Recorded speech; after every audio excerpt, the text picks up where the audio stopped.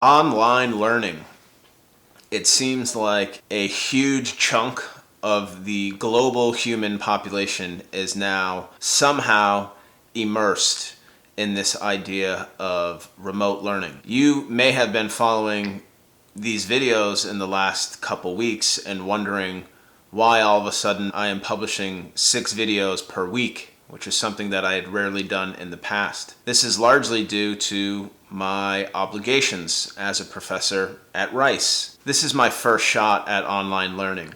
Not really a huge fan of it, to be honest. I think personally, as a teacher, a lecturer, a professor, I really appreciate and love and feel enriched by human engagement, interaction, being present in a given location and engaging with people eye to eye and face to face. I find this to be, at least for me personally, the best way to learn. But we know that being present, being in a given location during a pandemic is impossible.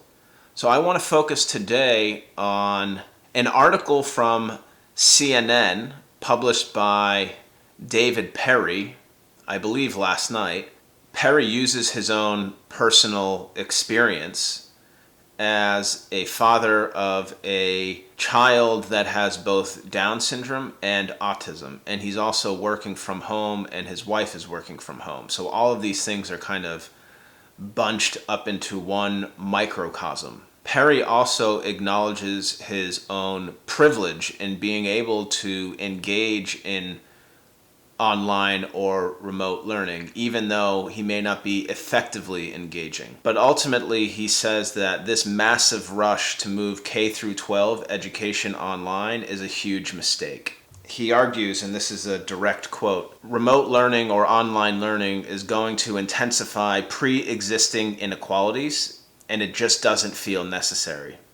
Instead of pretending why we can instantly create virtual classrooms for every American child, we should shut the school year down until it's safe to return. Perry justified his argument by turning to experts in the realm of education, specifically to UCLA professor of education Pedro Noguera, who recently told the LA Daily News that, quote, relying on schools and universities to utilize virtual learning places certain populations at a disadvantage because they don't have access to internet or computers at home. I can totally see what Professor Noguera is saying. Moving and shifting to online remote learning will impact some people more than others. Actually, studies have found up to 50% of people in the United States don't have adequate access to an internet connection. 50% of 360 million people? Also, think about individuals that may not have, quote, safe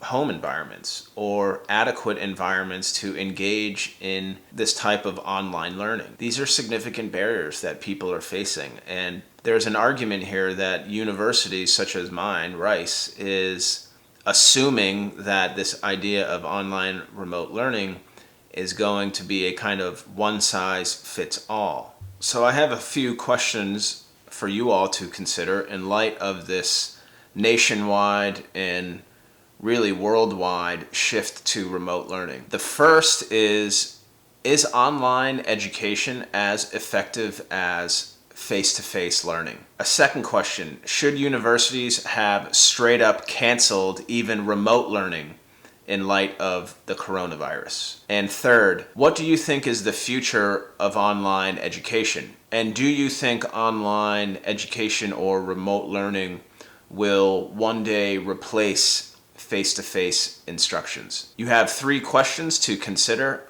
As always, more than happy to see your answers to these questions in the comments section. Feel free to send private messages. Thank you for listening. Stay in touch, and as always, take care.